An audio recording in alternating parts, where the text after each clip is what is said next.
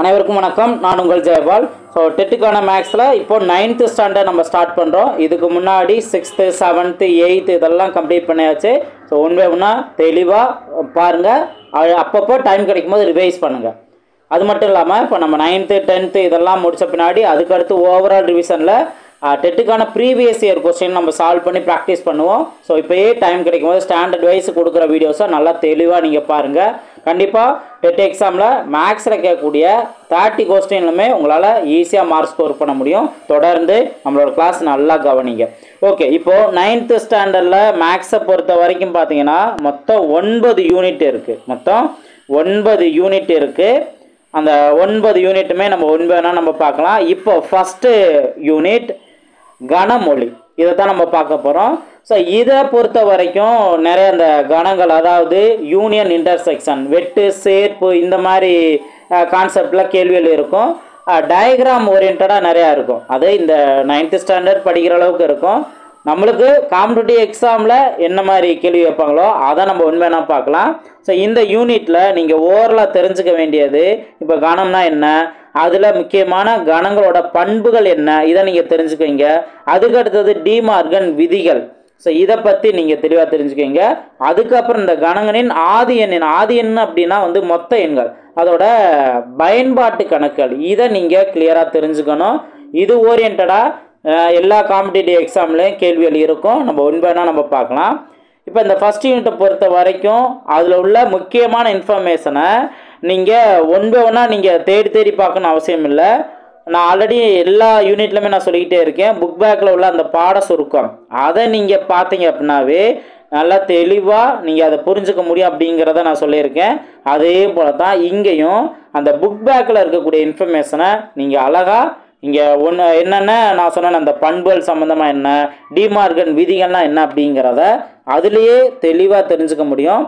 அதை நீங்கள் பார்த்துட்டு அதுக்கப்புறம் நான் சொல்லக்கூடிய அந்த ப்ராப்ளம்ஸ்லாம் நீங்கள் பாருங்கள். அதுவே போதுமானது. இதை மட்டும் நீங்கள் பார்த்தீங்க அப்படின்னாவே போதும். பாருங்கள். ஸோ இதுலேயே இந்த யூனிட்லேயே லாஸ்ட்டாக உங்களுக்கு கொடுத்துருக்காங்க பாருங்கள், நினைவு கூறுவதற்கான கருத்துக்கள் அப்படிங்கிறது. இதுலேயே உங்களுக்கு ரொம்ப சிம்பிளாக இப்போ கணம் அப்படின்னா என்ன, ஒரு வரையறுக்கப்பட்ட பொருட்களின் தொகுப்பாகும் அப்படின்னு சொல்லியிருப்பாங்க. அது மட்டும் இல்லாமல் உங்களுக்கு பயிற்சி கணக்கில் ஒரு சில தியரி கான்செப்ட் உங்களுக்கு இந்த இன்ஃபர்மேஷன் வச்சு தான் சொல்லியிருப்பாங்க. ஸோ இதை நீங்கள் பார்த்தீங்க அப்படின்னாவே போதுமானது. அதுக்கடுத்து ஒவ்வொருக்கும் ஒவ்வொரு சிம்பிள் இருக்கும். நீங்கள் பண்புகள் தெரிஞ்சுக்கோங்க. ஸோ பண்புகள் அப்படிங்கிறம்போது அதில் நம்ம இந்த பரிமாற்று பண்பு, சேர்ப்பு பண்பு, இந்த மாதிரிலாம் நம்ம பார்த்துருப்போம். பங்கீட்டு பண்பு இதெல்லாம் பார்த்துருப்போம். அதை இங்கே கணங்கள் வச்சு எப்படி சொல்லியிருக்காங்க. இப்போ பரிமாற்று பண்புனா A union B equal to B union A இப்படி நம்ம சொல்லலாம். அல்லது A இன்டர்செக்ஷன் B அல்லது B இன்டர்செக்ஷன் A, இந்த மாதிரி நம்ம சொல்லலாம். இதே போல தான் சேர்ப்பு பண்பு. இப்போ A யூனியன், அதுக்கப்புறம் B union C, next A union B, next union C, இந்த மாதிரி இருக்கிறது இதுவும் சேர்ப்பு பண்பு தான். அதே போல் இன்டர்செக்ஷனை வச்சும் வரக்கூடியது, இதே கான்செப்டில் இன்டர்செக்ஷனை வச்சு வரும், இதுவும் சேர்ப்பு பண்பு தான். அதே போல் பங்கீட்டு பண்புன்னு சொல்லியிருப்பாங்க. A intersection B union B, அதை எப்படி பிரிச்சிருப்பாங்க பாருங்கள். இது ரெண்டும் தனியாக, அதுக்கப்புறம் யூனியன் மென்ஷன் பண்ணி ஏயும் சியும் தனியாக, இந்த மாதிரி நோட் பண்ணியிருப்பாங்க. இது சேர்ப்பின் மீதான வெட்டு. அடுத்து பாருங்கள், வெட்டின் மீதான சேர்ப்பு அப்படின்னு சொல்லியிருப்பாங்க. இங்கே உள்ளே இருக்கிறத ஃபஸ்ட்டு சொல்லிவிட்டு அதுக்கப்புறம் வெளியில் சேர்ப்பு, இதான் நீங்கள் அடையாளம் வச்சுக்க வேண்டியது. ஸோ நீங்கள் செகண்ட் ஃபார்முலாவும் இதை பார்த்துக்கலாம். இதுதான் பங்கீட்டு பண்பு. அதுக்கு அடுத்தது டிமார்கன் விதிகள், இதை நீங்கள் தெரிஞ்சுக்கோங்க. ஏன்னா இப்போ ப்ரீவியஸ் இயர் கொஸ்டினில் இதை வச்சு நிறையா கேள்விலாம் இல்லை. ஸோ இருந்தாலும் உங்களுக்கு அந்த ஷார்ட்டாக அந்த பண்புகள் என்ன, விதிகள் என்ன, இதை தெளிவாக தெரிஞ்சுங்க. இப்போ கன வித்தியாசத்திற்கான டிமார்கன் விதிகள் இதே ரெண்டு நோட் பண்ணியிருப்போம். A minus B union C, A minus B intersection B minus C. அதே போல் தான் உங்களுக்கு A minus B intersection C, A minus B union A minus C. இப்போ இங்கே இன்டர்செக்ஷன் இருந்தால் இங்கே யூனியன் இருக்கும். மற்றபடி A மைனஸ்ங்கிறது Bக்கும் Cக்கும் அப்படியே ஷேர் ஆகும். இதுதான் டிமார்கன் விதிகள். ஸோ இதனால் தெளிவாக தெரிஞ்சுக்கோங்க. அதுக்கப்புறம் கன நிரப்பிகளுக்கான டிமார்கன் விதிகள் அப்படின்னு மென்ஷன் பண்ணியிருக்காங்க. கன நிரப்பிக்கான அப்போ A union B whole dash equal to A dash intersection B dash, இது ஒரு விதி. அதுக்கு அடுத்தது இதவே அப்படியே ஆப்போசிட், யூனியன் இருந்த இடத்துலலாம் இன்டர்செக்ஷன், இன்டர்செக்ஷன் இருந்த இடத்துல யூனியன். அப்போ A intersection B dash equal to A dash union B dash. இது ஆக்சுவலாக வந்து உங்களுக்கு அந்த ட்ரூத் டேபிள் அப்படிங்கிற கான்செப்ட்லாம் சொல்லுவாங்க. டிஜிட்டல் எலக்ட்ரானிக்ஸ் ஃபிசிக்ஸில் இந்த மாதிரிலாம் சொல்லுவாங்க. அதை வந்து ஒரு டேபிள் மூலயமா நம்ம ட்ரூ ஆர் ஃபால்ஸ் அப்படிங்கிற டேபிள் மூலயமா ப்ரூவ் பண்ணுறது. அதே போல் தான் இங்கேயும் டயக்ராம் கொடுத்துருப்பாங்க. உங்களுக்கு அந்த டயக்ராம் மூலமாகவும் ப்ரூவ் பண்ணிக்கலாம். ஸோ இந்த மாதிரி 2 ஆப்ஷன் இருக்கும். ஸோ நீங்கள் இந்த பண்புகள் நீங்கள் தெளிவாக தெரிஞ்சுக்கலாம்.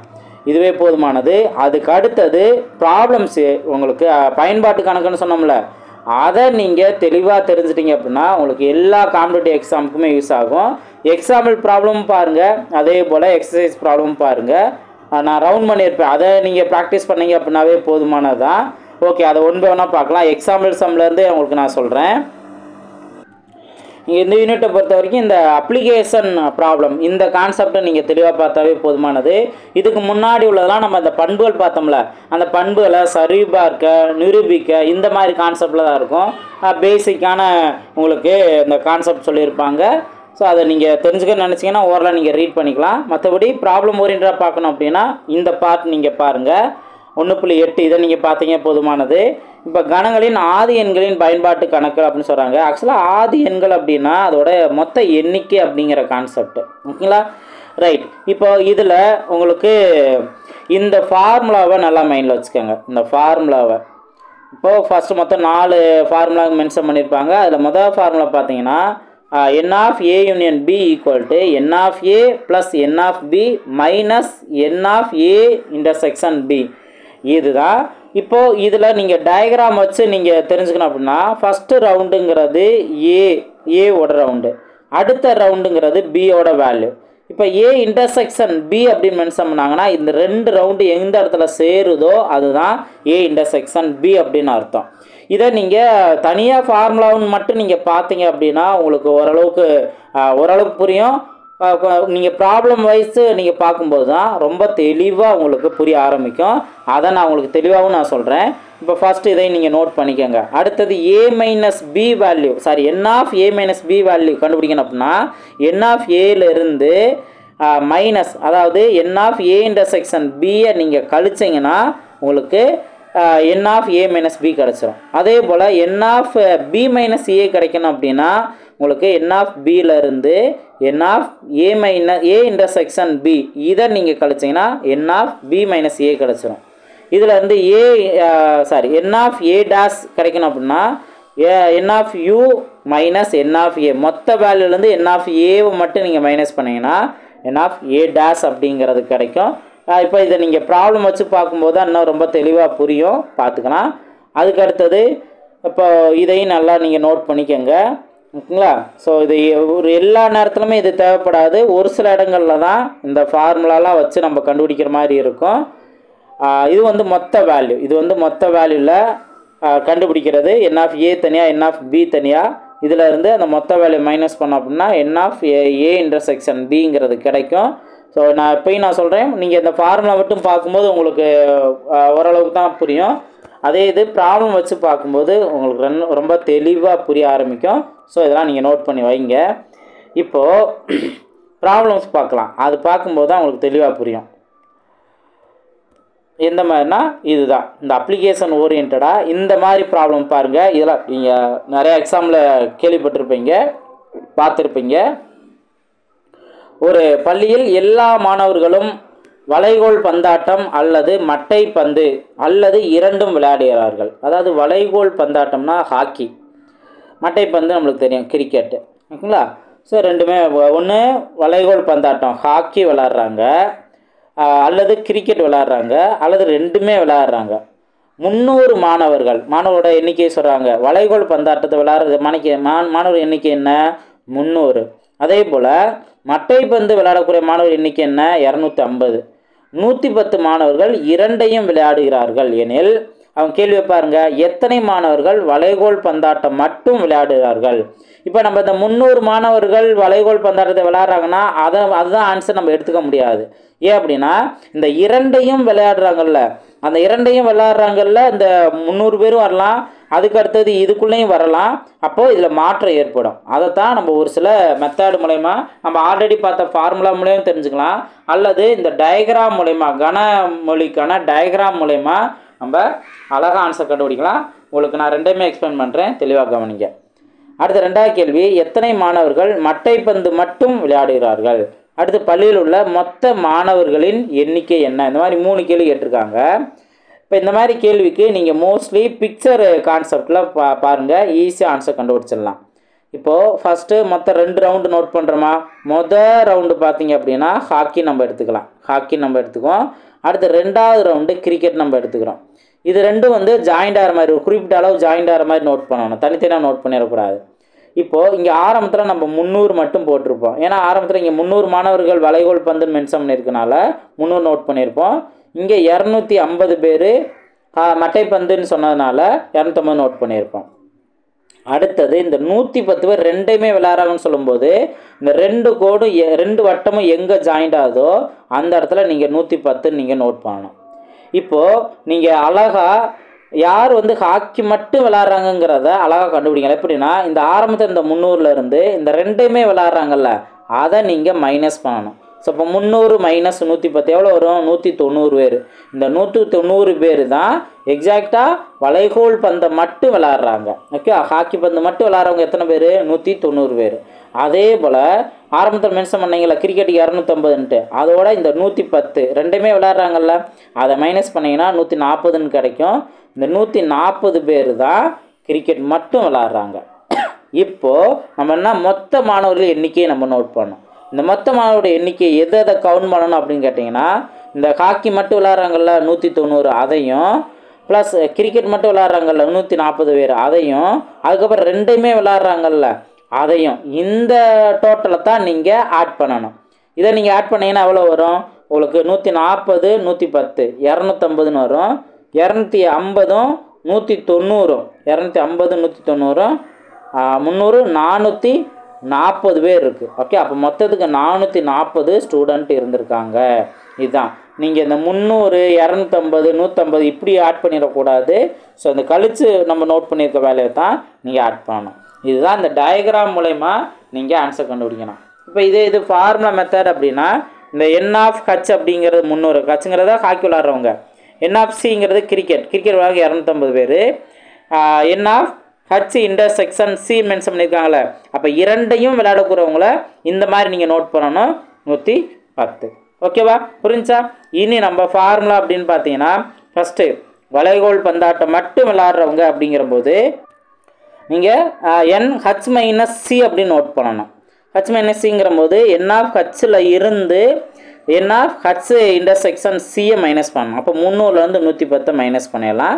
மைனஸ் பண்ணிங்கன்னா 190 பேர் தான் ஹாக்கி மட்டும் விளையாடுறவங்க. இப்போ இதே போல் தான் கிரிக்கெட் மட்டும் விளையாடுறவங்கள எப்படி கண்டுபிடிப்போம்? என் ஆஃப் சி மைனஸ் ஹச்சுங்கிற போது டோட்டல் என் ஆஃப் சியிலேருந்து n of H intersection C இதை நீங்கள் மைனஸ் பண்ணிங்கன்னா 250 110 மைனஸ் பண்ணால் 140ன்னு கிடைக்கும். ஸோ 140 பேர் தான் மட்டைப்பந்து மட்டும் விளையாடுறவங்க. இப்போ பள்ளியில் உள்ள மாணவரோட எண்ணிக்கை என்ன? மொத்த எண்ணிக்கை கண்டுபிடிக்கிறதுக்கு இந்த n of H union C. ஓகேவா, ஸோ யூனியன் சொன்னோம் அப்படின்னா மொத்த வேல்யூ அப்படிங்கிற மாதிரி. அப்போது என் ஆஃப் ஹச் வேல்யூயும் என் ஆஃப் சி வேல்யூ அவங்க கொடுத்துருக்க வேல்யூவில் இருந்தே நீங்கள் கண்டுபிடிக்கணும்னு நினச்சிங்கன்னா இந்த n of H value n of C value minus n of H intersection C இந்த வேல்யூ மைனஸ் பண்ணணும். அப்போ 300 250 அவங்க கொடுத்துருக்குது, இதை ஆட் பண்ணோம்னா நம்மளுக்கு 550 வரும்.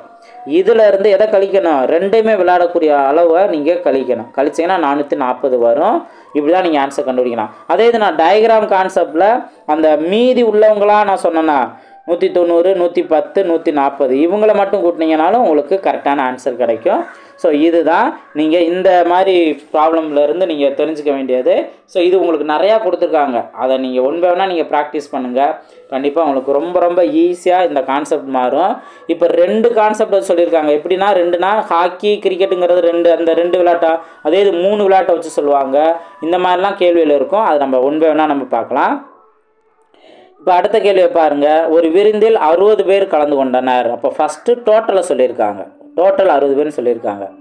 அதில் 35 பேர் வெண்ணிலா பனிக்கூழ், ஓகே ஐஸ்கிரீமை பனிக்கூழ்னு தமிழில் சொல்லுவோம், வெண்ணிலா ஐஸ்கிரீமை விரும்புகிறாங்க. அதே போல் 30 பேர் சாக்லேட் பனிக்கூழ் இதை வந்து விரும்புகிறாங்க, எடுத்துக்கொள்கிறார். பங்கேற்றவர்கள் அனைவரும் குறைந்தபட்சம் ஒரு வகை பனிக்குழியாவது எடுத்துக்கொண்டால் கேள்வி பாருங்க, வெண்ணிலா மற்றும் சாக்லேட் என 2 வகை பனிக்குழியும் எடுத்துக்கொண்டவர்கள் யார்? ஓகே, ரெண்டையுமே எடுத்துக்கணும். இப்போ இங்கே வந்து தனித்தனியாக சொல்லியிருக்காங்க 35 30. இப்போ இதில் உங்களுக்கு டோட்டல்லே வந்து உங்களுக்கு ஒரு சேஞ்சஸ் இருக்கும். ஏன்னா மொத்தமே 60 பேர் தான். ஆனால் இங்கே பாருங்கள், ஃபஸ்ட்டு ஆரம்பத்தில் 35 பேர் வெண்ணிலாவும், அடுத்தது சாக்லேட் இதை 30 பேர். அப்போ இதில் பார்த்தீங்க அப்படின்னா 65ன்னு வருதா? அப்போ இதில் மாற்றம் இருக்குது அப்படிங்கிறத நீங்கள் நல்லா தெளிவாக தெரிஞ்சுக்கணும். அப்போ ரெண்டையுமே சாப்பிட்றவங்கள நம்ம கண்டிப்பாக மைனஸ் பண்ணோம். அது ப்ரீவியஸ் ப்ராப்ளம் ஒரு மெத்தடில் இருக்கும், இது இங்கே கேள்வி கேட்டிருக்காங்க. அப்போ இதுக்கு ஏற்றாப்புல நம்ம ஆன்சர் கண்டுபிடிக்கணும். அடுத்து ரெண்டாவது பாருங்கள், வெண்ணிலா பனிக்கூழ் மட்டும் எடுத்துக்கொண்டவர்கள் எத்தனை பேர்? இப்போ இங்கே வெண்ணிலா பனிக்கூழ்ங்கிறது 35 சொல்லியிருக்காங்க. ஆனால் அவங்க என்ன சொல்லியிருக்காங்க, ரெண்டையும் கலந்து சாப்பிட்றவங்களையும் சேர்த்து மென்ஷன் பண்ணியிருப்பாங்க. இப்போ நம்ம என்ன பண்ணுறோம், வெண்ணிலா பனிக்கூழ் மட்டும் சாப்பிட்டவங்க எத்தனை பேர், இதை நம்ம கண்டுபிடிக்கிறோம். அதுக்கு அடுத்தது சாக்லேட் பனிக்கூழ் மட்டும் எடுத்துக்கொண்டவர்கள் எண்ணிக்கை என்ன? இந்த மாதிரி கேள்வி கேட்டிருக்காங்க. இப்போ ஃபஸ்ட்டு நீங்கள் நல்லா கவனிங்க, இதே டயக்ராம் வச்சே நீங்கள் அழகாக ஆன்சர் கண்டுபிடிக்கலாம். எப்படின்னா, நம்ம ஃபஸ்ட்டு ஒரு டயக்ராம், ஒரு சர்க்கிள்ங்கிறது வெண்ணிலாக்குரியது நோட் பண்ணிடுறோம். அதுக்கடுத்து ரெண்டாவது சாக்லேட்டுக்குரியது நோட் பண்ணிடுறோம். இப்போது ரெண்டையுமே சேர்த்து சாப்பிட்றவங்களோட எண்ணிக்கை நம்மளுக்கு தெரியாது, அதை நம்ம எக்ஸ்ன்னு வச்சுக்கிறோம். ஆரம்பத்தில் நம்ம இதை எக்ஸ்ன்னு வச்சுக்கிறோம். இப்போ ப்ரீவியஸ் ப்ராப்ளம் நம்ம என்ன பண்ணோம், வெண்ணிலா மட்டும் சாப்பிட்டோங்கன்னா இந்த மொத்தம் 35 அவங்க கொடுத்ததுலேருந்து இந்த ரெண்டையுமே சாப்பிட்டவங்க வேல்யூ மைனஸ் பண்ணோமா? இப்போ ரெண்டுமே சாப்பிட்டது எக்ஸ்ன்னு வச்சோம்னா 35 மைனஸ் எக்ஸ் தான் வெண்ணிலா மட்டும். அதே போல் சாக்லேட்னு பார்த்தீங்க அப்படின்னா இதே 30லேருந்து இந்த ரெண்டுமே சாப்பிட்டா எக்ஸை வந்து மைனஸ் பண்ணுவோம், 30 மைனஸ் எக்ஸு. இப்போ நம்ம இந்த எல்லா டோட்டலும் சேர்ந்தது மொத்தம் 60 பேர்னு சொன்னாங்கள்ல, அப்போ இது எல்லா டோட்டலையும் சேர்த்து ஈக்குவல் டு 60ன்னு போட்டாவே போதும். இதுலேருந்து எக்ஸ் வேல்யூ நீங்கள் கண்டுபிடிச்சிருவீங்க. எக்ஸ் வேல்யூ என்ன, இந்த ரெண்டுமே சேர்த்து சாப்பிட்றவங்க. அப்போ பாருங்கள், 35 30 மொத்தம் 65 ப்ளஸ் எக்ஸும் மைனஸ் எக்ஸும் கேன்சல் ஆயிரும். இன்னொரு ஒரு மைனஸ் எக்ஸ் மட்டும் இருக்கும், மைனஸ் எக்ஸ் வச்சுக்கலாம். அப்போ இதில் இருந்து மைனஸ் எக்ஸ் இந்த சைடு, 60ங்கிற இந்த சைடு. அப்போ 65ல் 60 போணுச்சுன்னா பேலன்ஸ் 5. அப்போ எக்ஸ் வேல்யூ 5. அப்போ ரெண்டையுமே சாப்பிட்றவங்க எத்தனை பேர், 5 பேர் தான். இப்போ வெண்ணிலா மட்டும் சாப்பிட்றவங்க 35லேருந்து 5 போணுச்சு அப்படின்னா பேலன்ஸ் 30. அடுத்து சாக்லேட் மட்டும் சாப்பிட்றவங்க, சாக்லேட் ஐஸ்கிரீம் 30 மைனஸ் 5 25. இப்போ பாருங்கள், டோட்டல் 60 சரியாக இருக்கும். இவங்க வெண்ணிலா சாப்பிட்றவங்க 30, வெண்ணிலா மட்டும் சாப்பிட்றவங்க 30 பேர், ரெண்டையுமே சாப்பிட்றவங்க 5 பேர், ப்ளஸ் சாக்லேட்டு ஐஸ்கிரீம் சாப்பிட்றவங்க 25. இது எல்லாத்தையும் கூட்டினீங்கன்னா உங்களுக்கு 60 வருது. ஸோ இப்படி தான் நீங்கள் இதற்கான ஆன்சர் கண்டுபிடிச்சிடலாம். ஸோ டயக்ராம் கான்செப்டில் அழகாக நீங்கள் ஆன்சர் கண்டுபிடிச்சிடுவீங்க. புரிஞ்சுங்களா? ஸோ இந்த மாதிரி நீங்கள் இதற்கான ஆன்சர்லாம் நீங்கள் கண்டுபிடிச்சிடலாம். மொத்த வேல்யூ அப்படிங்கிறம்போது அவங்க கொடுத்துருக்கிறதுல இருந்து, இப்போ அவங்க கொடுத்துருக்கிறதுனா என் ஆஃப் ஏ 35 கொடுத்தாங்க, என் ஆஃப் பி 30ன்னு கொடுத்தாங்க, மைனஸ் இங்கே என் ஆஃப் ஏ இன்டர்செக்ஷன்னா இது 5. அப்போ மொத்தத்துக்கு உங்களுக்கு 60 அப்படிங்கிறது தான் கிடைக்கும். ஸோ இதில் நீங்கள் ஆல்ரெடி 60ங்கிறது கண்டுபிடிச்சாச்சு. மற்றபடி இந்த 5 கண்டுபிடிச்சா தான் வெண்ணிலா பனிக்கூழ் மட்டும் சாக்லேட் பனிக்கூழ் மட்டுங்கிறத கண்டுபிடிக்க முடியும். இதான் நீங்கள் இங்கே தெரிஞ்சுக்கிறது. இப்போ அதுக்கு அடுத்தது 3 வேல்யூ வந்தது அப்படின்னா, இப்போ n of A union B union C 3 value இருக்குல்ல, 3 வந்ததுன்னா n of A plus n of B plus n of C. அடுத்தது n of A minus B minus n of B minus C, B intersection C minus n of A intersection C plus n of A intersection B intersection C. இதுதான் நீங்கள் 3 பேர் வந்தது அப்படின்னா formula. இந்த 3 பேர் வர்றதையும் நீங்கள் diagram மூலயமாவும் ஆன்சர் கண்டுபிடிக்கலாம். இப்போ நீங்கள் டயக்ராம் மூலயமா கண்டுபிடிக்கிறதா இருந்தால் இந்த மாதிரி நீங்கள் வச்சுக்கணும். ஏ மட்டும் அப்படின்னு கேட்டாங்கன்னா, அதாவது மொத்தம் 3 A B, capital A capital B capital சிங்கிறதுல கேபிட்டல் ஏ மட்டும் வேல்யூ என்னென்னா இந்த ஸ்மால் ஏ, அதே போல் இது ஸ்மால் பி ஸ்மால் சி.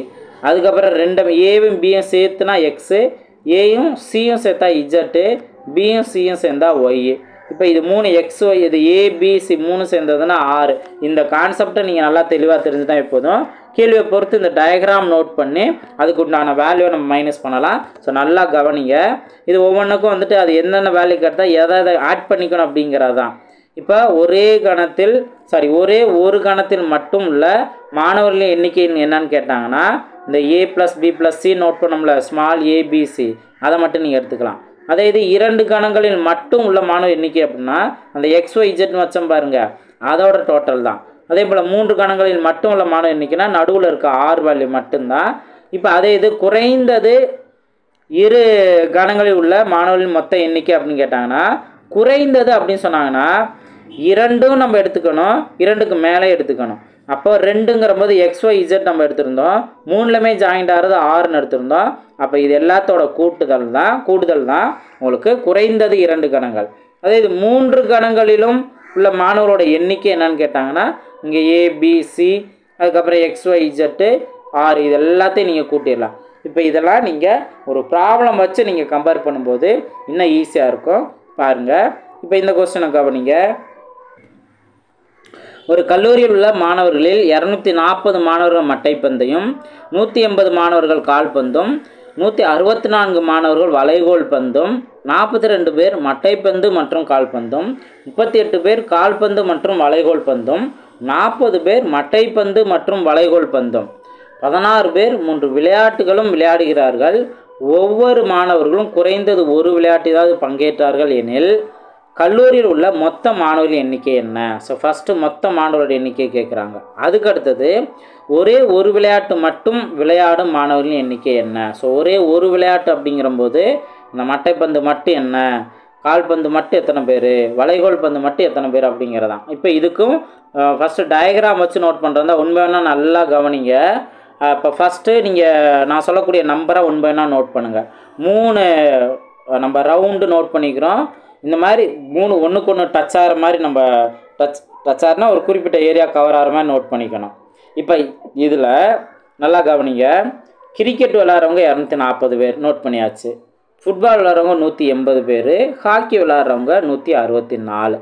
இதிலேருந்து நீங்கள் கவனிங்க. இப்போ அதுக்கு அடுத்தது கிரிக்கெட்டையும் ஃபுட்பாலையும் விளையாடுறவங்க 26 பேர், ஃபுட்பாலும் ஹாக்கியும் விளையாடுறவங்க 22 பேர், கிரிக்கெட்டும் ஹாக்கியும் விளையாடுறவங்க 24 பேர், 3மே விளையாடுறவங்க 16 பேர். இது வரைக்கும் புரிஞ்சா? ஸோ இப்போ ஃபஸ்ட் ஒருத்தன் இப்போ நம்ம மற்றதெல்லாம் எதுவும் பண்ணலை. ஃபஸ்ட் ஒருத்தனே அவங்க கொடுத்துருக்க டேட்டாவை கரெக்டாக 3 ரவுண்டு நோட் பண்ணி இந்த அளவுலாம் நோட் பண்ணிடுறோம். இப்போது ஃபஸ்ட்டு கவனிங்க. இப்போ இந்த 240 பேர் இருக்காங்கல்ல, இந்த 240 பேர்லேருந்து ஒரு குறிப்பிட்ட அளவு நம்ம மைனஸ் பண்ண போகிறோம். யாரை மைனஸ் பண்ண போகிறோம்னா இந்த ரவுண்டுக்குள்ளே, அதாவது கிரிக்கெட் ரவுண்டுக்குள்ளே வரக்கூடிய நம்பர் என்ன? இந்த 24 வரும், 16 வரும், 26 வரும். இதை 3ஐயும் கூட்டி 240ஆல் மைனஸ் பண்ணணும். அதனால தான் உங்களுக்கு இந்த 3ஐயும் கூட்டியிருப்பாங்க. கூட்டி 240 மைனஸ் பண்ணும்போது உங்களுக்கு 174 தான் வரும். புரிஞ்சுங்களா? இப்போ 174 பேர் மட்டும்தான் என்ன விளாட்றாங்க, கிரிக்கெட் மட்டும் விளாட்றவங்க இந்த 174 பேர். இது புரிஞ்சா? ஆல்ரெடி நம்ம 2 பேர்த்தோட கான்செப்ட்லாம் நம்ம பார்த்துட்டோம். இப்போ 3 பேருன்னு கொடுத்துருப்பாங்க. இது நம்ம கன்ஃபியூஸ் ஆகாமல் அழகாக இதுலேயே நம்ம தெரிஞ்சுக்கலாம். இப்போ அதுக்கு அடுத்தது பாருங்கள், ஃபுட்பால் ரவுண்டு, இந்த ரவுண்டு. அப்போ இந்த ரவுண்டுக்குள்ளே கவர் ஆகக்கூடிய நம்பர் என்ன? 180லேருந்து எதை மைனஸ் பண்ணணும்? இந்த 26 கவர் ஆகுது, 16 கவர் ஆகும், 22. இதை 3ஐயும் கூட்டி 180ஆல் மைனஸ் பண்ணணும். மைனஸ் பண்ணால் நம்மளுக்கு 116 கிடைக்கும். இதுதான். இது புரிஞ்சுங்களா? அடுத்து 3வது என்ன? 3வது பார்த்தீங்கன்னா இந்த ஹாக்கிக்குரிய அந்த ரவுண்டு நீங்கள் பார்க்கணும். அதில் 164ஓட எதை மைனஸ் பண்ணணும்? நீங்கள் இந்த 24, இந்த ரவுண்டுக்குள்ளே வர்றது 24, 16, 22. இதை நீங்கள் கூட்டி மைனஸ் பண்ணிங்கன்னா உங்களுக்கு 102ன்னு இருக்கும். அப்போ 102 பேர் மட்டும்தான் ஹாக்கி விளாட்றாங்க, 116 பேர் மட்டும்தான் ஃபுட்பால் விளாட்றாங்க, அதே போல் 174 பேர் மட்டும்தான் என்ன விளாட்றாங்க, கிரிக்கெட் விளாட்றாங்க. இது புரிஞ்சுங்களா? இந்த ரவுண்டில் இருந்து. இப்போ அதுக்கடுத்து என்ன கேள்வி கேட்டிருக்காங்க? இப்போ ஃபஸ்ட்டு நம்ம இதெல்லாமே நம்ம கண்டுபிடிச்சிட்டோம், யார் யார் என்னென்ன விளையாட்டு விளையாடுறாங்க அப்படின்ட்டு. இப்போ கல்லூரியில் உள்ள மொத்த மாணவர்களின் எண்ணிக்கை என்னான்னு கேட்குறாங்க. மொத்த மாணவர்களோட எண்ணிக்கை என்னன்னு. இப்போ இதை நம்ம எதெல்லாம் ஆட் பண்ணணும் அப்படின்னு நீங்கள் கேட்டிங்கன்னா, நம்ம அந்த மைனஸ் பண்ணி கொண்டு வந்திருக்கோம் பாருங்கள். 174, அதுக்கப்புறம் 116, அதுக்கப்புறம் 102. இதெல்லாம் கொடுத்துருப்பான் பாருங்கள். 174, 116, 102 கொடுத்துருக்காங்களா? அதுக்கப்புறம் உள்ளே இருக்க அந்த நம்பர் தான் இந்த 26, 16, 22, 24 இதான் கொடுத்துருப்பாங்க. 26, 22, 24, 16 இது எல்லாத்தையும் கூட்டினீங்கன்னாவே மொத்த எண்ணிக்கை கிடச்சிடும். அப்போ இந்த ரவுண்டு கான்செப்ட்லேயே அழகாக அந்த டயக்ராம், வென் டயக்ராம் இந்த மாதிரி இதுலேயே அழகாக உங்களால் ஆன்சர் அவங்க எப்படி கேள்வி கேட்டாலும் ஈஸியாக ஆன்சர் கண்டுபிடிச்சிடலாம். இப்போ ஒரே ஒரு விளையாட்டு மட்டும் விளையாடும் மாணவர் எண்ணிக்கை என்ன?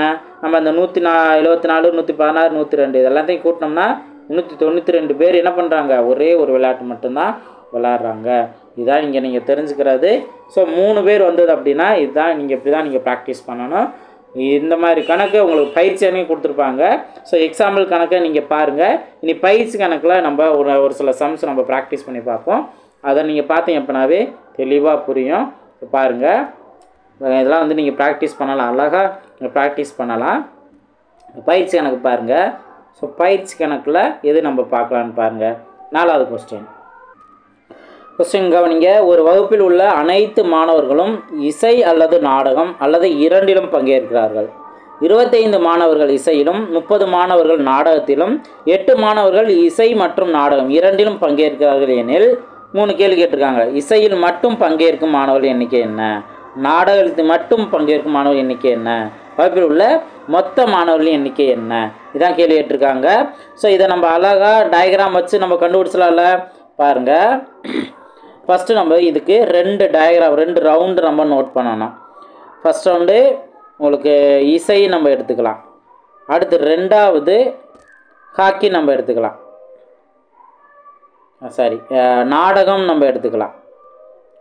ஓகேவா? இப்போ கரெக்டாக வேல்யூலாம் நோட் பண்ணணும். 2 ரவுண்டு ஜாயிண்ட் ஆகிற இடம் என்ன அப்படின்னு பார்க்கணும். இப்போ இசை மட்டும் அப்படின்னா இசையில் 25 பேர் சொல்லியிருக்காங்க. ஸோ இது மியூசிக் நம்ம நோட் பண்ணிக்கலாம், 25 பேர். நெக்ஸ்ட்டு நாடகம், ஓகே, ட்ராமா, இதில் மட்டும் உங்களுக்கு 30 பேர். இதில் மட்டும் இல்லை, இதில் 30 பேர் நோட் பண்ணியிருக்காங்க. இப்போ 2லையுமே கலந்துக்கக்கூடியவங்க 8 பேர் நோட் பண்ணியிருக்காங்க. அப்போ 2 ரவுண்டு ஜாயிண்ட் ஆகிற இடம் இதுதான். இப்போ மியூசிக்கில் மட்டும் கலந்துக்கிறவங்களை எப்படி கண்டுபிடிப்போம்? இந்த 8ங்கிறத இங்கே நீங்கள் மைனஸ் பண்ணுங்கள். மைனஸ் பண்ணிங்கன்னா 25ல் 8 போன்ஸ் அப்படின்னா பேலன்ஸ் 17. அப்போ 17 பேர் தான் மியூசிக்கில் மட்டும் இருக்கிறவங்க. அப்போ ஃபஸ்ட்டு கேள்விக்கான ஆன்சர் கிடச்சிருச்சா? இசையில் மட்டும் பங்கேற்கும் மாணவர் எண்ணிக்கை 17. அதே போல் இப்போ ட்ராமா, நாடகம், இதில் என்ன பண்ணுவோம்? 30லேருந்து இந்த 8 போயிடுச்சு அப்படின்னா பேலன்ஸ் 22 பேர் தான் நாடகத்தில் மட்டும் கலந்துக்கிறவங்க. ஸோ 22. இப்போ வகுப்பில் உள்ள மொத்த மாணவர்கள் எண்ணிக்கை அப்படின்னு கேட்டாங்கன்னா ஏதாவது நம்ம ஆட் பண்ணுவோம். இந்த 17 + 8 + 22 இது 2 கூட்டினா 30 + 17 47. மொத்தம் இருக்கிறது 47 பேர். இந்த மாதிரி நம்ம இதுக்கான ஆன்சர் நம்ம கண்டுபிடிச்சிடலாம். ஸோ ஆல்ரெடி நம்ம பார்த்ததுலே நல்லா தெளிவாக இதை நம்ம ப்ராக்டிஸ் பண்ண முடியும். புரிஞ்சுங்களா? இப்போ இதவே ஃபார்முலா வச்சு அப்படிங்கிறம்போது ஃபஸ்ட்டு மெத்தட் பார்த்தோம்ல, அதில் n(a - b) அப்படிங்கிற கான்செப்ட்டு இங்கே வந்து m - dங்கிறது மாறும். அப்போ மொத்தம் 25லேருந்து இந்த 8 கழிச்சிட்டோம் அப்படின்னா நம்மளுக்கு கிடச்சிரும். ஸோ இதை அந்த ஃபார்முலா வச்சு நீங்கள் ஃபார்முலா ஒன்ஸ் ரிவைஸ் பண்ணிக்கோங்க. ஆனால் டயக்ராம் வச்சு நீங்கள் பார்க்குறது ரொம்ப ஈஸியாக இருக்கும். இது புரிஞ்சா? நெக்ஸ்ட் கொஸ்டின் பார்க்கலாமா? 6வது கேள்வி பாருங்கள். நீங்கள் 6வது கேள்விக்கு டயக்ராம் நோட் பண்ண அவசியம் இல்லை, கேள்வி நல்லா கவனிக்கணும். ஒரு தேர்வில் கணிதத்தில் 50% மாணவர்கள் தேர்ச்சி பெற்றனர் மற்றும் 70% மாணவர்கள் அறிவியலில் தேர்ச்சி பெற்றனர். ஃபஸ்ட் என்ன சொல்கிறாங்க? கணிதத்தில் தேர்ச்சி பெற்றவங்களோட சதவீதம், அடுத்து அறிவியலில் தேர்ச்சி பெற்றவங்களோட சதவீதம். ஆனால் அடுத்தது பாருங்கள், 10% இரண்டிலும் தேர்ச்சி பெறாதோர். அப்போ ஃபஸ்ட்டு தேர்ச்சி பெற்றவங்களை பற்றி சொல்லிவிட்டு அதுக்கப்புறம் தேர்ச்சி பெறாதவங்க எத்தனை சதவீதம் சொல்கிறாங்க. இந்த மாதிரி மாற்றி இங்கே கொடுத்துருக்காங்க. ஸோ இதுக்கு நம்ம கொஸ்டின் ஒவ்வொரு பாயிண்ட்டும் நல்லா தெளிவாக தெரிஞ்சுக்கணும். அதுக்கு அடுத்தது 300 மாணவர்கள். இதில் நீங்கள் நல்லா கவனிக்கணும். இதுக்கு முன்னாடிலாம் பர்சன்டேஜாக யூஸ் பண்ணிவிட்டு இங்கே மட்டும் குவான்டிட்டி நோட் சொல்கிறாங்க, எத்தனை ஸ்ட்ரென்த்து நோட் பண்ணுறாங்க. 300 மாணவர்கள் 2 பாடங்களிலும் தேர்ச்சி பெற்றனர். தேர்ச்சி பெறாதோரோட சதவீதம் என்ன? 10% சொல்லிட்டு தேர்ச்சி பெற்றவங்க எத்தனை பேர்னு எண்ணிக்கையை சொல்கிறாங்க, 300 பேர். இந்த 2 தேர்வை மட்டுமே மாணவர்கள் எழுதியிருந்தால் தேர்வு எழுதிய மாணவர்களின் எண்ணிக்கை என்ன? அப்போ மொத்த மாணவரோட எண்ணிக்கை என்னான்னு கேட்குறாங்க. ஓகே, அப்போ அவங்க கொடுத்துருக்க டேட்டாவை நல்லா யூஸ் பண்ணணும். இப்போது ஃபஸ்ட்டு நீங்கள் நல்லா கவனிங்க. பர்சன்டேஜ் கான்செப்ட் வந்துச்சாவே மொத்த மாணவரோட எண்ணிக்கை 100% நம்ம வச்சுக்குவோம். மொத்த மாணவர் எண்ணிக்கை 100%. இப்போ லாஸ்ட் நம்ம 100% என்னன்னு தான் நம்ம கண்டுபிடிக்க போகிறோம். இப்போ ஃபஸ்ட்டு கணிதத்தில் 50% மாணவர்கள் தேர்ச்சி பெற்றனர் சொன்னாங்கல்ல. இப்போது தேர்ச்சி மொத்தம் 100%ல் 50% பேர் மேக்ஸில் பாஸ் ஆகியிருந்தாங்கன்னா மீதி ஒரு 50% பேர் தான். இப்போ இந்த 50 தான் நம்ம மைனஸ் பண்ணுறோம். 50% பேர் வந்து மைனஸ் பண்ணிட்டோம்னா மீதி ஒரு 50% பேர் தான் ஃபெயில் ஆகிட்டாங்க அப்படின்னு எடுத்துக்கணும்.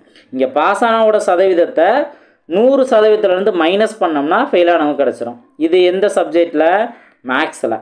ஓகேவா? அதே போல் சயின்ஸுன்னு பார்த்தோம்னா மொத்தம் 100ல் இந்த எத்தனை பேர் பாஸ் ஆகிருக்காங்க? 70 பேர் சயின்ஸில் பாஸ் ஆகிருக்காங்க. அப்போது மீதி 30% பேர் தான் சயின்ஸில் ஃபெயில் ஆகிருப்பாங்க. இது வரைக்கும் உங்களுக்கு புரிஞ்சுங்களா? அப்போ 2% நம்ம எடுத்துட்டோம். இப்போது இவங்க வந்து 2லுமே ஃபெயில் ஆனவங்களோட சதவீதம்னு சொல்லியிருக்காங்கல்ல 10%ங்கிறத. இப்போ இந்த இதை யூஸ் பண்ணி நம்ம என்ன பண்ணுறோம் அப்படின்னா 2லுமே தேர்ச்சி பெறாதவங்க 10% அப்படின்னா நம்ம மொத்தத்துக்கு எல்லாமே ஃபெயில் பர்சன்டேஜாக வச்சு மொத்தத்துக்கு எத்தனை பேர் ஃபெயில் ஆனாங்க அப்படிங்கிற பர்சன்டேஜை கண்டுபிடிக்கிறோம். புரிஞ்சுங்களா உங்களுக்கு? அதுக்கு என்ன பண்ணணும் அப்படின்னா ஃபஸ்ட்டு நல்லா கவனிங்க. இப்போ நம்ம இந்த பர்சன்டேஜை யூஸ் பண்ண போகிறதில்ல. ஏன்னா இதெல்லாம் தேர்ச்சி பெற்றவங்க அப்படின்னு சொல்லியிருக்காங்க. இது மட்டும் தேர்ச்சி பெறாதவங்க சொல்லியிருக்காங்க. இப்போ நம்ம என்ன பண்ணுறோன்னா மேக்ஸில் எத்தனை பேர் ஃபெயிலு, எத்தனை பர்சன்டேஜ் ஃபெயிலு, அது 50%. இப்போ தான் நம்ம கண்டுபிடிச்சோம் 50%. அடுத்து ப்ளஸ் சயின்ஸில் எத்தனை பர்சன்டேஜ் ஃபெயிலு? 30% ஃபெயிலு. 30 நோட் பண்ணுறோம். மைனஸ் 2லுமே ஃபெயில் ஆனவங்க எத்தனை சதவீதம்? 10% சொல்லியிருக்காங்கல்ல, அதை மட்டும் இங்கே நம்ம 10ங்கிறத மைனஸ் பண்ணுறோம். அப்போ இது ரெண்டையும் கூட்டி 50% 30% கூட்டி 10%ஆல் மைனஸ் பண்ணணும். அப்போ 50 + 30 80, 80 - 10 70%. அப்போ மொத்தத்துக்கு 70% பேர் ஃபெயில் ஆகிருக்காங்க அப்படின்னு நம்ம எடுத்துக்கலாம். மொத்தத்துக்கு ஃபெயிலானோட பர்சன்டேஜ். புரிஞ்சா? ஸோ இது கொஞ்சம் டிஃப்ரெண்ட்டாக இருக்குது. நல்லா கொஸ்டினை புரிஞ்சுக்கிட்டு நோட் பண்ணணும். இப்போது இதிலேருந்து நம்ம என்ன பண்ண போகிறோம் அப்படின்னா உங்களுக்கு இந்த கவுண்டிங் சொல்லியிருக்காங்களா, மொத்தம் 300 மாணவர்கள் இரு பாடங்களையும் தேர்ச்சி பெற்றார்கள் அப்படின்னு சொல்லியிருக்காங்கல்ல. இப்போ நம்ம என்ன பண்ண போகிறோன்னா இரு பாடங்கள் இப்போ 2 பாடங்கள்லேயும் வந்துட்டு ஃபெயிலானவங்க மொத்தத்துக்கு 70% அப்படின்னா 2 பாடங்கள்லையுமே ஃபெயிலானவங்களோட பர்சன்டேஜ் எவ்வளோ இருக்கும்? இதை நம்ம 100லேருந்தே மைனஸ் பண்ணிக்கலாம். 100லேருந்து இந்த 70 நீங்கள் மைனஸ் பண்ணிங்கன்னா பேலன்ஸ் 30%. இப்போ இந்த 30%ஓட குவான்டிட்டி தான் அந்த அளவு தான் 300. புரிஞ்சா உங்களுக்கு? அப்போ எல்லாத்தையுமே ஃபெயிலுன்னு நம்ம மாற்றிக்கிட்டால் மட்டும்தான் நம்ம ஆன்சரே கண்டுபிடிக்க முடியும். ஃபெயிலு பாஸ் இந்த மாதிரி மாற்றி கொடுத்துருந்தாங்கன்னா நம்ம பண்ணியிருக்க முடியாது. ஓகே, இப்போது ரொம்ப சிம்பிளானதான் 30%ஓட எண்ணிக்கை தான் அந்த 300ன்னு கொடுத்துட்டாங்க. இதில் இருந்து நம்மளுக்கு தேவையானது 100%. 100% என்ன? இப்போ இந்த 30 அடிச்சு கொடுத்தா 10 10 × 100 1000. அப்போ மொத்த மாணவரோட எண்ணிக்கை 1000. இதுதான் அதற்கான சரியான ஆன்சர். ஸோ இதை ஒரு தடவைக்கு 2 தடவை நீங்கள் பார்க்கும்போது தான் நல்லா தெளிவாக புரியும். ஸோ அதனால் நல்லா தெளிவாக பாருங்கள். நான் ஒவ்வொன்றையும் நல்லா அழுத்தமாக சொல்லி தான் என்ன இங்கே கொடுத்துருக்காங்க, என்ன ட்விஸ்ட் பண்ணியிருக்காங்க அப்படிங்கிற சொல்லி தான் இதை நான் பண்ணுறேன். ஸோ அதில் நல்லா கவனிக்கணும். கவனிச்சதை நீங்கள் நோட் பண்ணணும். புரிஞ்சுங்களா? நெக்ஸ்ட்டு பார்ப்போம். நெக்ஸ்ட்டு 3 கான்செப்ட் வர மாதிரி கொஸ்டினை பாருங்கள். ஒரு குடியிருப்பில் 275 குடும்பங்கள் தமிழ் செய்தித்தாளும் 150 குடும்பங்கள் ஆங்கில செய்தித்தாள்களும் 45 குடும்பங்கள் இந்தி செய்தித்தாள்களும் வாங்குகிறார்கள். 125 குடும்பங்கள் தமிழ் மற்றும் ஆங்கில செய்தித்தாள்களையும் 17 குடும்பங்கள் ஆங்கிலம் மற்றும் இந்தி செய்தித்தாள்களையும் 5 குடும்பங்கள் தமிழ் மற்றும் இந்தி செய்தித்தாள்களையும் 3 குடும்பங்கள் 3 செய்தித்தாள்களையும் வாங்குகிறார்கள். குடியிருப்பில் உள்ள ஒவ்வொரு குடும்பமும் குறைந்தது ஒரு செய்தித்தாளையாவது வாங்குகிறார்கள் எனில் ஒரு செய்தித்தாளை மட்டும் வாங்குபவர் குடும்பங்களின் எண்ணிக்கை என்ன? குறைந்தது 2 செய்தித்தாள்களை வாங்கும் குடும்பங்களின் எண்ணிக்கை என்ன? குடியிருப்பில் உள்ள மொத்த குடும்பங்களின் எண்ணிக்கை என்ன? இந்த மாதிரி கேள்வி கேட்டிருக்காங்க. ஸோ நல்லா கவனிங்க. இதுவே டயக்ராம் வச்சு அழகாக நம்ம ஆன்சர் கண்டுபிடிச்சிடலாம். இப்போ இதுக்கு நம்ம 3 டயக்ராம் நோட் பண்ணணும். ஃபஸ்ட்டு ஒன் இந்த தமிழ் செய்தித்தாளுக்கு, ஓகேவா? தமிழ் செய்தித்தாளுக்கு. ரெண்டாவது இதுக்கு ஆங்கில செய்தித்தாளுக்கு, ஓகே? ரெண்டாவது ஆங்கில செய்தித்தாளுக்கு. அடுத்தது 3வது ஹிந்தி இதுக்கு, ஓகே? ஸோ இப்போ 3 லைன் நம்ம 3 டயக்ராம் நோட் பண்ணிட்டோம். கொடுத்துருக்க அளவுலாம் நோட் பண்ணுங்கள். ஃபஸ்ட்டு இருக்கிறது தமிழ், செகண்ட் இங்கிலீஷ், அடுத்தது ஹிந்தி. எத்தனை குடும்பம் நோட் பண்ணுங்கள்? 275 குடும்பங்கள் தமிழ் செய்தித்தாள், 275 இப்படி கூட நீங்கள் நோட் பண்ணிடுங்க. அடுத்தது இங்கிலீஷ் வந்து 150. நெக்ஸ்ட்டு 45 குடும்பங்கள் ஹிந்தி 45. அடுத்தது என்ன, ரெண்டுமே சேர்த்தா 125 குடும்பங்கள் தமிழ் மற்றும் ஆங்கிலம். அப்போ தமிழ் மற்றும் ஆங்கிலம் செய்கிறது இந்த இடத்துல 125. நெக்ஸ்ட்டு 17 குடும்பங்கள் ஆங்கிலம் மற்றும் ஹிந்தி 17 குடும்பங்கள். ஓகே, அதுக்கு அடுத்தது 5 குடும்பங்கள் தமிழ் மற்றும் ஹிந்தி 5 குடும்பங்கள் தமிழ் மற்றும் ஹிந்தி. அடுத்தது 3 குடும்பங்கள், இது 3மே சேர்த்து. அப்போ 3மே சேர இடம் இந்த இடம் தான். ஸோ கொடுத்துருக்க வேலையெல்லாம் இந்த மாதிரி நம்ம நோட் பண்ணிட்டோமா? இப்போ அழகாக ஒவ்வொன்றா நீங்கள் மைனஸ் பண்ணலாம். எப்படின்னு பாருங்கள். இப்போ ஃபஸ்ட்டு இந்த தமிழ் இங்கிலீஷ்ன்ட்டு 125 இருக்குல்ல, அது எக்ஸாக்டாக 125 கிடையாது. இந்த 3மே சேர்ந்து படிக்கிறாங்கல்ல, இந்த நம்பரை நீங்கள் மைனஸ் பண்ணுங்கள். மைனஸ் பண்ணிங்கன்னா 122. இந்த 122 தான் தமிழ் இங்கிலீஷ் மட்டும், அதான் ரெண்டும் படிக்கிறவங்க. ஓகேவா? அதே போல் இங்கேயும் நம்ம அந்த 3ஆல் மைனஸ் பண்ணோம்னா 2. இந்த 2 தான் தமிழும் ஹிந்தியும் படிக்கிறவங்க. அதே போல் இங்கே 17 இந்த 3 மைனஸ் பண்ணுங்கள், 14 கிடைக்கும். இந்த 14 தான் இங்கிலீஷும் ஹிந்தியும் படிக்கிறவங்க. புரிஞ்சுங்களா? இப்போ இதுக்கு அடுத்தது நம்ம என்ன பண்ண போகிறோம்னா, இந்த தமிழ் மட்டும் படிக்கிறவங்க 275 எதெல்லாம் மைனஸ் பண்ணணும்? இந்த ரவுண்டுக்குள்ளே கவர் ஆகுறது என்ன, இந்த 122 கவர் ஆகும், ப்ளஸ் இந்த 3 ப்ளஸ் இந்த 2 இது. அப்போ மொத்தத்துக்கு எவ்வளோ வரும்? இது 2 கூட்டினா 5, இங்கே 5 ஆட் பண்ணோம்னா 127. அப்போ மொத்தத்துக்கு 127.